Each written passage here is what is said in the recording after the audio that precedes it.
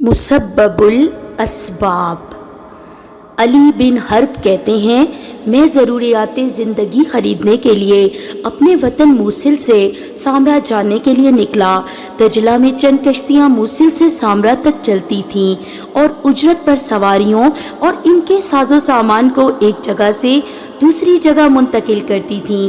میں بھی ایک کشتی میں سوار ہو گیا۔ کشتی ہمیں لے کر سامرا کی طرف سطح آب پر چل پڑی اور دریائے دجلہ کی مسافت طے کرنے لگی۔ کشتی میں لدے سامان کے علاوہ ہم صرف 5 آدمیوں پر مشتمل جماعت تھے۔ دن بڑا پر لطف تھا اور بادل کا دور دور تک کوئی نشان تک نہ تھا۔ فضا بالکل صاف ستھری اور انتہائی خوشگوار تھی۔ دریائے دجلہ بالکل پرسکون تھا۔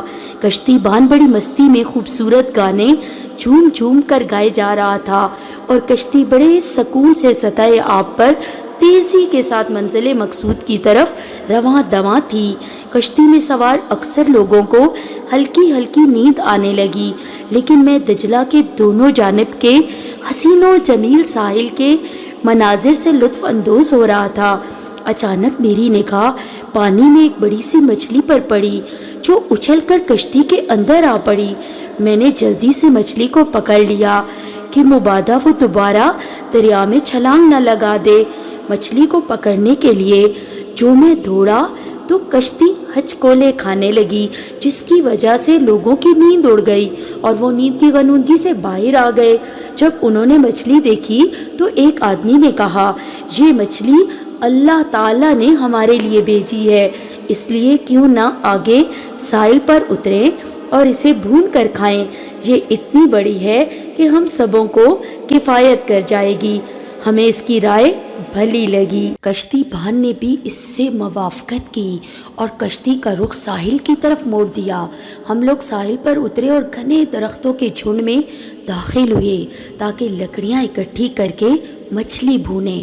جو ہی ہم گھنے درختوں کے جھنڈ میں داخل ہوئے، ایک خوفناک منظر نے ہمارے رونگٹے کھڑے کر دیے۔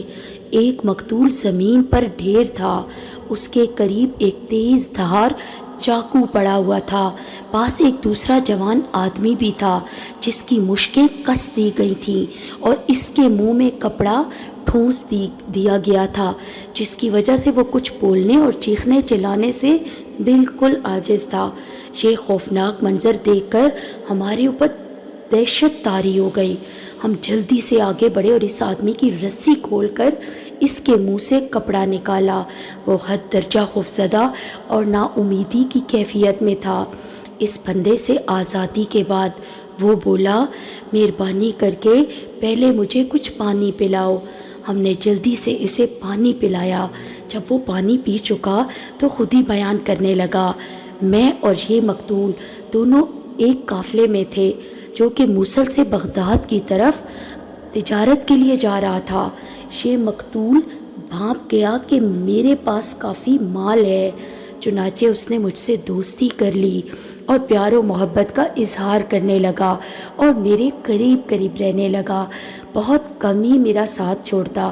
میرا بھی اس پر کافی اعتماد ہو گیا۔ قافلہ منزل مقصود کی طرف رواں دواں تھا، لیکن تھوڑا آرام کرنے کی غرض سے اس ساحل پر قافلے نے پڑاؤ ڈالا۔ رات کے آخری حصے میں قافلہ روانہ ہو گیا، لیکن میں سویا ہوا رہ گیا، اس لیے مجھے قافلے کی روانگی کی خبر نہ ہو سکی۔ قافلے کی روانگی کے بعد اس مقتول نے میری نیند کا ناجائز فائدہ اٹھاتے ہوئے مجھے رسی سے باندھ دیا، جیسا کہ تم مجھے دیکھ رہے ہو، اور اس نے میرے منہ میں کپڑا ٹھونس دیا تاکہ میں چیخ نہ سکوں۔ اس نے میرے پاس جو کچھ مال تھا وہ چھین لیا اور مجھے زمین پر پٹخ دیا۔ پھر مجھے قتل کرنے کے لیے میرے سینے پر بیٹھ گیا اور کہنے لگا، اگر میں تجھے زندہ چھوڑ دوں تو بعد میں تو مجھ سے مل کر مجھے ذلیل کر سکتا ہے، اس لیے میں ضرور تجھے قتل کروں گا۔ اس مقتول کے کمر بند سے بندھی ہوئی یہ تیز چھری تھی جو زمین پر پڑی ہوئی تم لوگ دیکھ رہے ہو۔ اس نے مجھے قتل کرنے کے لیے کمر بند سے چھری کھینچی، لیکن اللہ کا حکم، چھری اس میں پھنس گئی جس کی وجہ سے نکل نہیں رہی تھی۔ اس نے چھری نکالنے کی بڑی کوشش کی۔